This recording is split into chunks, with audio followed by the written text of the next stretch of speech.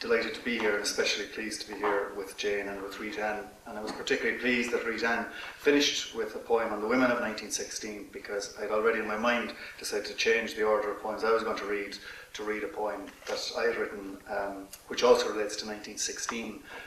If you're unaware of it, Ireland had quite an extraordinary year last year as we marked the centenary of the Easter Rising of 1916, which ultimately led to independence. But it was an extraordinary year, not least because there was such a determination on the part of our government and official Ireland to insist on the pastness of the past, to make sure that we were commemorating a long gone history, but not to move from that to an interrogation of the extent to which contemporary Ireland has become so much less than the vision to which those who were involved in the 1916 Rising aspired. It's a much lesser place than the Ireland that they would have dreamed for us. And central to the 1916 Rising was a man called Padraig Pearse. He was the leader of the rebels. He was a revolutionary thinker on education, pioneered what we would now call child-centred education in Ireland, a reasonable poet in the English language, but quite an extraordinary poet in the Irish language, the first modern lyric poet in the language. And one of his most famous poems is a poem called hAthghabhála, and my poem is a kind of a response to that. So I'll just give you Pearse's poem first. It's very short, and then go on to mine. Two characters mentioned in Pearse's poem. Cuchulainn is the greatest hero of Irish mythology, a male hero, and the hAthghabhála is quite an extraordinary figure. One of the great Irish language poems is attributed to her. Amongst other things, it might be one of the oldest poems in any language about female menopause. But the hAthghabhála is a Christian woman at the end of her life looking forward to the Christian hereafter. But she has very powerful memories of an earlier time in her life when she was almost certainly a fertility goddess. And it's about the doubleness of the early Irish imagination, which is both pagan and Christian, and Pearse seeks to revive that in this really short poem called Misha'era. Misha'era, Shiname nan chalach vera, Moor Magloir, Meiderug Cuchulainn Croga, Moor Manair, Machlaun Fain, the Yiel Amahir. Misha'era, Uigni me nan chalach vera. I am Ireland. I am older than the hAthghabhála. I am Ireland, great my glory, it was I who gave birth to brave Cuchulainn. I am Ireland, great my shame, my own children betrayed their mother. I am Ireland, and more lonely than the hAthghabhála. Shinge era, Shinishing na Cuchulainn is an chalach vera, na na flaha for Reabhar shan riv eag the Christ. Shinge era, oige shing nan Pearsach is o Caniela, na childers a chrelaiv your son na squile. We are Ireland, older than Cuchulainn and the hAthghabhála, than the chieftains our ancestors served before the death of Christ. We are Ireland, younger than Pearse and Connolly, than Childers who shook hands with his own executioners. We are those who went away and those who remained, those who came and stayed. We are the sons and daughters of all the dreamers. Our dreams may yet become us. There's a little card with that poem on it that's available at the back if anybody wants to take a copy of it. So I go from that to a poem called An Duanaire, the Singer.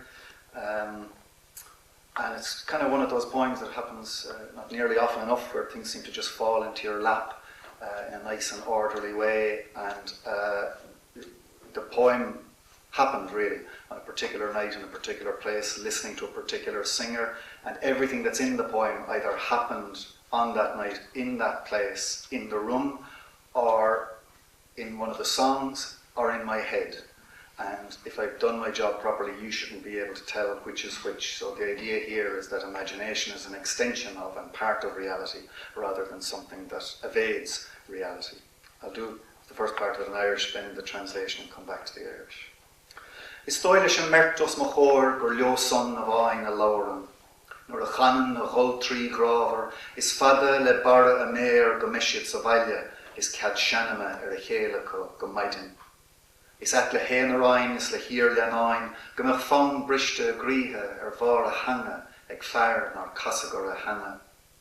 Nor a bhuilen na srangan na siade, a cheanghil da chéile an chéad lá riamhiad, dridan an lánain fósta da maiachas sa le chéile. Nor a chimlíon iling a léana siúd le gúling a bhaná, buinan fearóg hevel an tomra a ghansaí sáirigh do, is íran ar aratí an tasí slú in einem dílis dé.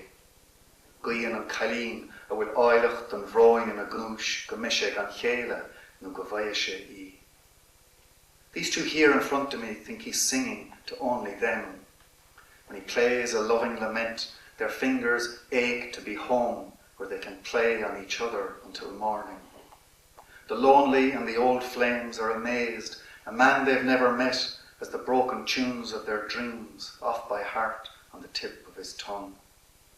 When he touches the strings that tie them together the first time ever, the married couple in the corner move closer in spite of themselves. When the sleeve of the man's shirt brushes his wife's shoulder, a young fella at the other end of the room takes off his summer jumper and asks the barman to turn the heat down for God Almighty's sake. The girl, made lovely by sorrow, prays he'll never rest until he finds her. Outside, a fleet of sirens storms the night. Squad cars, ambulances and fire brigades running from the fire that can't be put out in the smouldering hearts of the men inside, who are late again for the never-ending funeral. Beside the bridge, the Morse code of loneliness, broadcast on flurries of air, is clear as day to the man who has just jumped. The water is smooth as a sheet, and he is deaf to the world as the music fills his mouth, washing away a world of worries. The singer keeps on strumming the strings that stretch from the heart to the mouth of his guitar. His cry is soft as the river, a blanket of water drawn up over all our sleepy heads. An tuisce chomín le baradín, is tán áling an cheoil in a bhéal á bhóra bhuair an tail. Leanan an ceoltóir a shemant ar na srangan a folla a hínan an grí go dtí béal a guitar. Tá chuoine cho séimh le plid na haun á tarint os ar giún go léir. I spent a time, nearly 10 years now, living in Australia, and spent a lot of time also in Tasmania in particular, and there's a point called Ilan Bruni, or on Bruni Island, which is just off the coast of Tasmania, and it's dedicated to Peter Hay and Richard Flanagan. Peter Hay was an extraordinary activist, environmentalist, poet, historian, and mentor to younger writers, myself included, but also Richard Flanagan, who won the Booker Prize some years ago. And if, like me, you're occasionally prone to agnosticism or even atheism about the virtues of the novel, I think Richard's novel is one of the most extraordinary novels to come out for a very long time, a reassurance that the novel is capable of confronting the world rather than fleeing from the world, which as often as not seems to me is what the novel does, especially recently. But The Narrow Road to the True North is an absolutely extraordinary novel based on his father's story. So this poem, the location for it is Richard's house in Bruni Island, and there's a reference here also to an account by George Orwell of a hanging, a very famous account, quite extraordinary, moving and very powerfully real account, made all the more extraordinary by the fact that we know that Orwell wasn't there at that particular hanging. So I suppose again it's a poem, it's a contemplation about imagination and reality, but it's also, like a lot of the poems I'm writing recently, circling around the idea of relationships with fathers. On Bruni Island, there was wine and beer on the table, fine talk about books and politics and history, about people we couldn't figure out, God help them, when we got word that the father of the man of the house was about to return to the red earth that made him almost 100 years before. It occurred to no one to say a prayer, but the talk turned to boats, to friends who would gladly drive through the night, to the place where a little trapdoor of light had opened between now and infinity.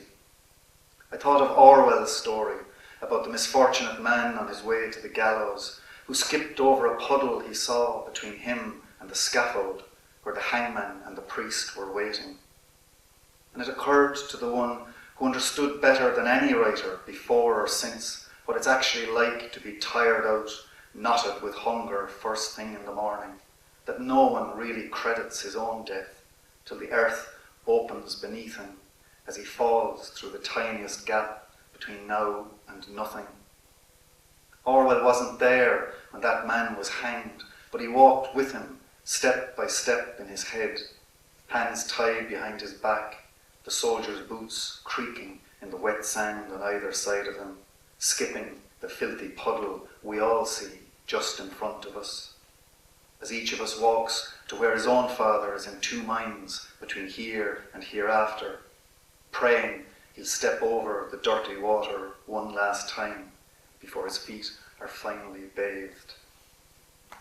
The remarkable thing in Orwell's account is the man who's going to his own death jumps across a puddle. The last thing you'd imagine he'd be concerned about, but clearly there's still some hope that he might not be dead very shortly. Maybe I'll go from that to a couple of other poems which are about fathers as well. Two short poems, one called Bells or Clegini in Irish, and I'll follow that immediately with a poem called Luascoin.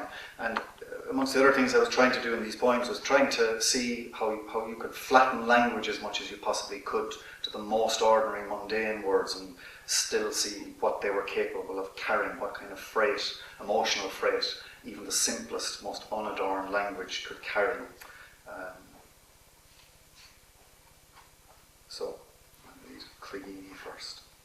Tá bhaidin cho socar go na mara go gluisim Clegin on eschewed I glós an tógálaí Leabhar on dig. An bhaiste cho hétram go mrahim girannail mahar sé smite blochan a aimid chúl an tí a gorcuig. Nuair chléan ma bham on gistin, aríonn sé bháthar féin árál ina ahar teach isteach an Duanaire sar bhuaróise. Tá sé déimlíon a dhís is tá ahar cho gairidál ina chrecin féin. An bhaidin cho socar go goshin sé Clegin ifige in aigine a bhic blianta fadó bhaile árális go le róhan diantaige go fóil teach isteach an ish sar bhuaróise. Bells. This morning is so quiet in Connemara. I can hear the office bell ringing in the builder's yard half a mile from here.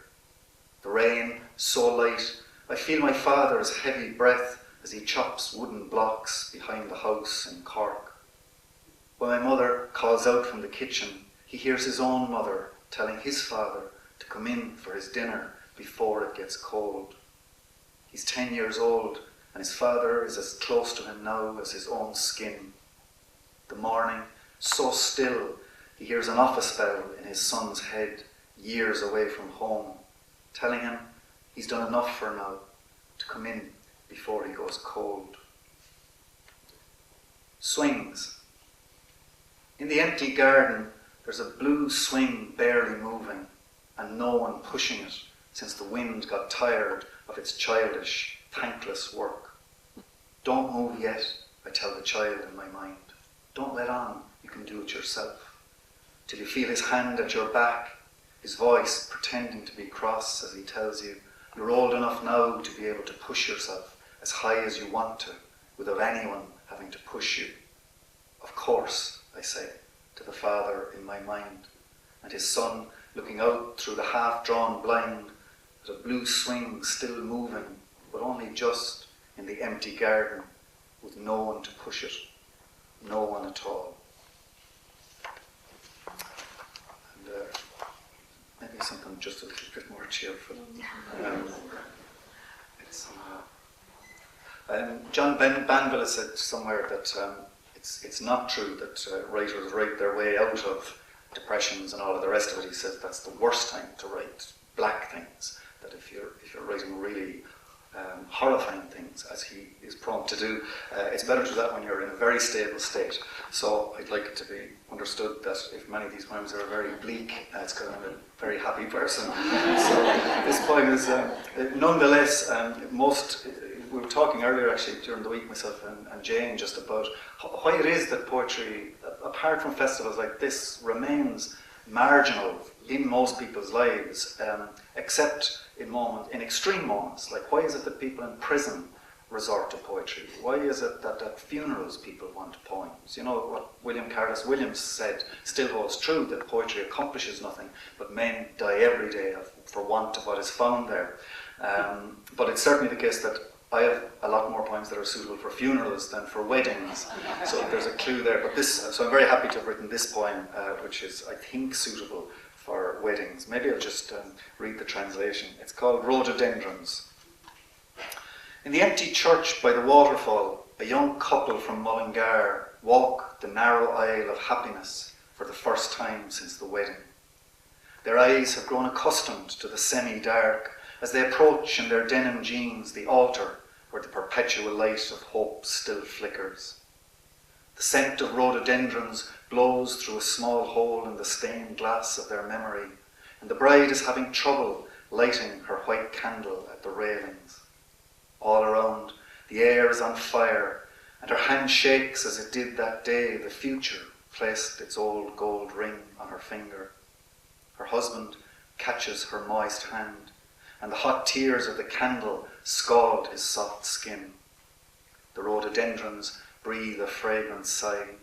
They can't wait for another wedding to go to in their lovely purple dresses. Another visit to Australia, maybe, a poem called Didgeridoo, which I'll read both in Irish and in English, if I may. I used to be more confident introducing this poem that I was clear about what it said to me, at least, which is not always the same as what I might say to other people. But I still think that there's something in the poem that suggests that there's a point beyond which you cannot enter and inhabit fully another culture or language, and that it's the point at which you come up against the wall that separates you from French or German or whatever it happens to be, that actually should be the basis for our understanding of tolerance and diversity, that it's not about blurring the lines between one culture, one set of religious beliefs or none, and another that is a confirmation of our humanity. It's the extent to which we're able to acknowledge things we don't understand. That seems, at least to me, to be what's coming out of this particular poem, which came out of my attempt to try and understand the music of the didgeridoo when I lived in Australia. The didgeridoo can play 2 notes only, but for anybody who's attuned to it or lives within its acoustic, that there's a whole music there and a whole world, but I could never hear it because my acoustic is entirely different. So this is didgeridoo. Ní bhealligam ceolseo na haar ní an is as íochtar Kishan do bhuilig le brothel Shannon na mro own teo chrasach. Ní chuir sé de chos cheanarcach a step rink leach gan buachas de daigen a cheartaseach le scrawn tash na gasfort cach. Ma hasan tú gan chor fa second of ein no míle blian, chuir sé alta le réan a neadú I measc na guach a chléan old caun. Paroidi, gorma, glasa, dearga de huili lushkeve is cucabar nigoidach a funoid fe de chosa gala. Like trevena ars an air a cleternach timpelart a lorclat de nail raw na tigan de chrí gaulghailach bán. Ma hasan tú ráchi blian na géistecht closir ceol stair a chinne shille as on her pauta geargoba éan a knaga plesk a snap a mion chnav agus dor na gala or shincher knasta a bula chrekin na talún mar bheith bowran na mohian fwack. Just the bowran is the Irish drum, which I'm sure you know. Yeah. This music is not played to lure a snake from the woven basket of your distended belly with a heat wave of torrid notes and swooning melodies. It won't set your rebel foot tapping on stone to taunt your straight-jacketed intellect with squalls of hornpipes and twisting slides. If you stand and listen for a second or 1,000 years, lyrebirds will nest in the devious loops of your branching hair. Blue, green and red parrots will perch on your scalded shoulders, and a sarcastic kookaburra make fun of your scorched white feet. You'll hear parakeets and lorikeets flutter round your head, Ancient tribes of the air speaking a language your wild colonial heart cannot comprehend. If you can stand for a minute or 200 years, you'll hear the songs of his people bleed from a punctured lung, sharp beaks, pecking skulls, snapping small bones, while the bright fists of our gentle ancestors beat the skin of the earth like a bowron that feels nothing. And two love poems to finish with. This one is, I'll just read this in translation because it's slightly longer than the other. It's called Multitasking. There's a reference in it to a novel by John Banville. The novel is Birchwood, an extraordinary novel set in 19th century Ireland. But there's a moment in it where there's a character in an Anglo-Irish mansion who's about to step out through the French doors into the lawn outside. And he changes his mind at the last minute, but has this extraordinary sense thereafter that his whole life was transformed by that single act, that he had a choice between one future and another, and rejected the better one by not going through the windows. So it's included here. And the first time I ever read the poem was at the Flat Lake Festival in Ireland, amazing festival run by Pat McCabe, who wrote The Butcher Boy. And I was introducing the poem in this hay barn, the Butty barn he called it, and people were sitting on bales of hay, and just as I started to talk about John Banville walked across the front of the stage, clutching a bottle of Chablis. Nothing else would do him, and it was a fairly intimidating moment, I have to say. But I persisted. So, yeah. Multitasking, at which famously, of course, women are better than men. There's no point telling me it's a trick the light and dust made up to deceive me, that it was your reflection I saw in the window as I washed the dishes this morning, listening to the radio in the corner while you ironed children's clothes, half listening to me as usual, giving out about the world and its ways. No, I wasn't dreaming. I saw you clear as day with my own two eyes, going past the gable end of the house just now, when I knew in my mind you were there behind me, letting on to be listening to me and the dead radio. For the sake of peace, I didn't bother glancing sideways over my shoulder to try and catch you inside and out at one and the same time. After 25 years and more of this, I know it's no bother at all to you to be there alongside me and away somewhere else I can't follow you. Unlike your man in Banville's novel, who's about to go through the French doors in the Anglo-Irish mansion, when he turned back at the last moment and was afflicted by the most incredible loneliness for the rest of his life, for the person he might have become had he stepped through the glass door between him and himself. You, on the other hand, can be there and not there, inside and out, whenever you like, coming and going as you please through the window I never closed between you and yourself, just in case you might want to follow her, the young woman who went out through the French doors all those years ago and is still waiting there at the gable wall. I hear you singing quietly behind me, a sure sign you're in with yourself again. When the singing stops, I feel your eyes go right through me as I stare out the window at the woman I've been following all my life and never managed to catch up with. If I went as far as the gable wall, my love, it's unlikely I'd ever turn back. Just to finish up with a poem called Marmalade. Just to echo perhaps what Jane said earlier, it's just such a great thing for all three of us to be published by Bloodaxe. There's a real sense you're in the big leagues when you get to be a Bloodaxe author, and I can't think of anybody who's done more for poetry and has a more generous, open approach to the whole world of poetry and the whole world through poetry than Neil Astley. So it's just wonderful to have him as a mentor to us all.